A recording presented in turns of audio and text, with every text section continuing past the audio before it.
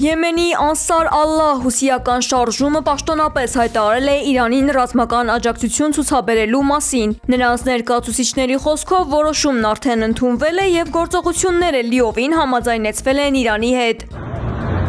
ԱՄՆ-ն եւ Իսրայելը հարվածել են Իսլամական հեղափոխության պահապանների կորպուսի ստորգետնյա հրթիռային գործարանին։ Զուգահեռաբար Վաշինգտոնը որոշակի տնտեսական քայլեր է ձեռնարկել։ Innovation capital of the world. I don't think anything. ԱՄՆ ֆինանսների նախարարությունը ժամանակավորապես մեղմացրել է պատժամիջոցները ծովում գտնվող տանկերների վրա պահվող իրանական նավթի նկատմամբ, սակայն Թեհրանը սա համարում է ձևական քայլ։ موج 66م عملیات وعده صادق 4 Իրանի պնդմամբ սա չի փոխում ԱՄՆ-ի ընդհանուր քաղաքականությունը եւ չի նվազեցնում իրական ճնշումը։